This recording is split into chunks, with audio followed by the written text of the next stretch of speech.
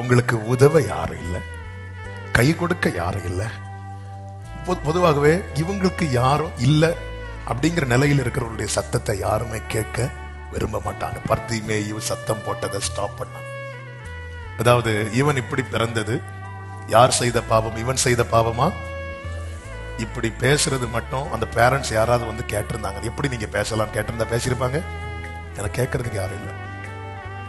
உங்களை என்ன சொன்னாலும் கேட்கறதுக்கு யாரும் இல்லைன்னு நிறைய பேசுவாங்க. ஆனா நீங்க சொல்லுங்க, கேட்க மாட்டாங்க.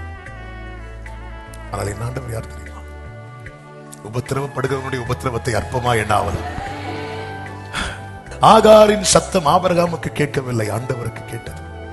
அன்னாளின் சத்தம் ஏலிக்கு கேட்கவில்லை, என் ஆண்டவருக்கு கேட்டது. எசேக்கியாவின் சத்தம் ஏசாயாவுக்கு கேட்கவில்லை, என் ஆண்டவருக்கு கேட்டது.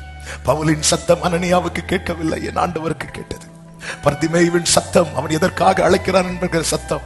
சத்தம்னா நாய்ஸ் கேட்கும், அந்த நாய்ஸ் கிடையாது. அந்த நாய்ஸுக்குள்ள இருக்கிற வாய்ஸ், அது என் ஆண்டவருக்கு மட்டும்தான் தெரியும். பர்திமேயுவின் சத்தம் சீஷர்களுக்கு, நான் இந்த சொல்ற நபர்கள் எல்லாம் சத்தம் கேட்க வேண்டியவர்கள். ஏசாயா யாரு? தீர்க்கதரிசி. ஏலி யாரு? ஆசாரியன். ஆபிரகாம் யாரு?